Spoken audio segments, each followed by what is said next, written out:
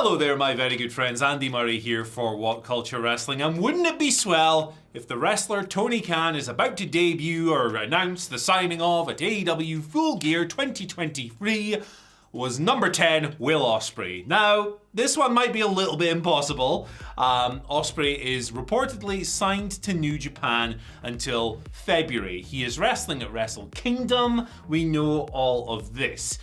He's on his farewell tour rather than having said farewell altogether. But we do know there's a working relationship between AEW and New Japan, so it's not entirely out with the realm of possibility that perhaps the two companies have come to some kind of early agreement that would allow AEW to announce his signing as soon as Full Gear. Obviously, Ospreay fits the bill. If we go back to Khan's original tweet on this, because I do think it's important, he said that AEW has agreed to terms with one of the world's best wrestlers, Ospreay, obviously, and a pro who is known and respected by virtually every AEW fan. Well, AEW fans know him from his work in the promotion already, so he definitely fits the description.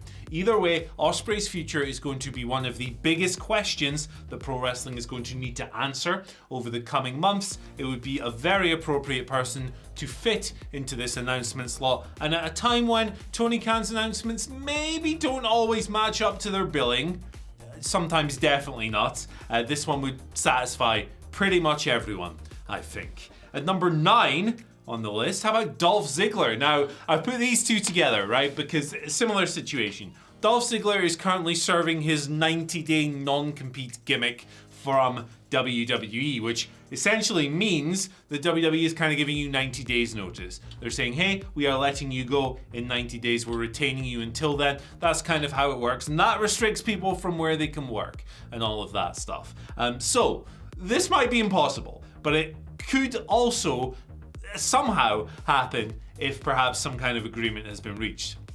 I do think the AEW is going to pursue Nick Nemeth once he eventually is able to go elsewhere, and I do think you're going to see him end up in AEW if he wants to continue wrestling at one of the higher levels available to him in the sport. Maybe he's just done with it. Who the heck knows? But again, he kind of fits the description that Khan's building up here. Obviously, his brother is in AEW, as well as loads and loads of his former peers in WWE. He's going to be the biggest name available from that group of people released by WWE, but we will talk about one more of them later on the list. Number 8, MJF. Now, yes. He already wrestles for AEW. He's already an AEW wrestler.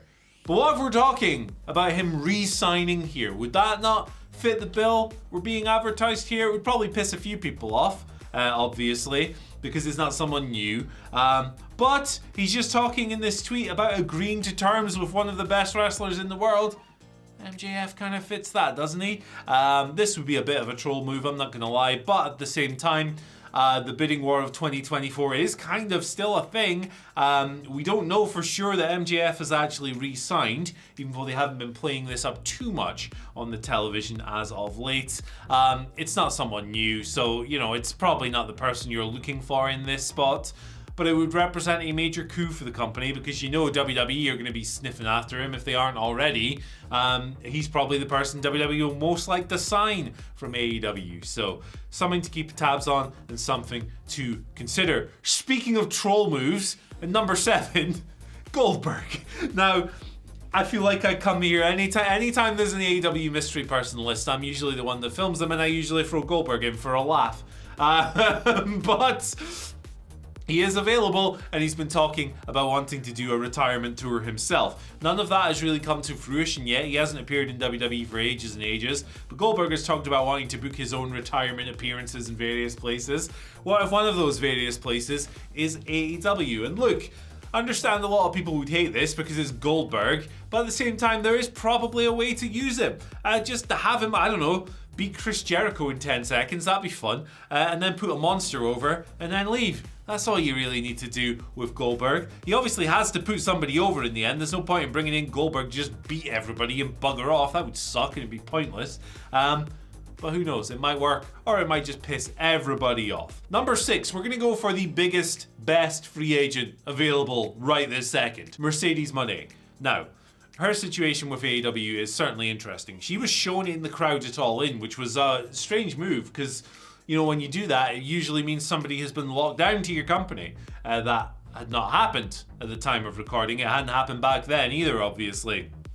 There was word, of course, that she was still injured after she got hurt wrestling Willow Nightingale earlier in the year, and that the reason she was kind of sitting down on camera was because she still had her ankle in a brace, and, you know, maybe you don't want to show someone with a brace on and they've signed them. Maybe you want to wait until they're fully healthy, I guess.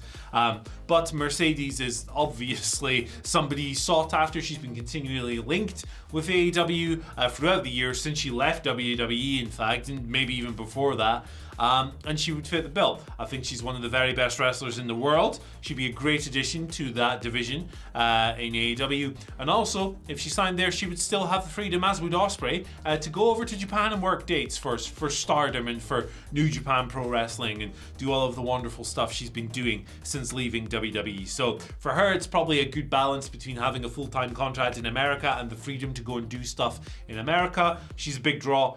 She always was for WWE. She's a great wrestler. So if I'm picking the people I want to fill this spot, she's right there at number 1.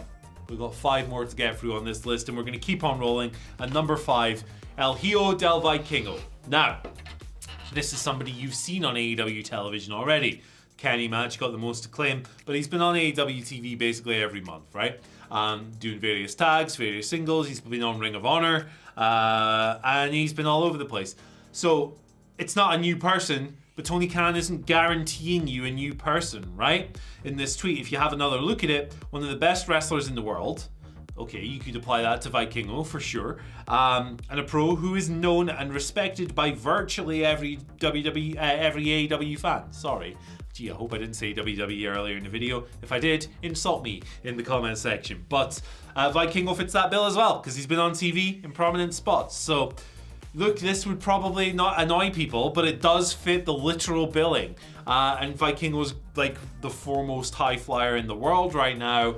He's the guy popping off the most GIF-worthy moments in pro wrestling, and he's somebody that the majority of the audience is going to be familiar with. Tony Khan is not promising you a megastar with this.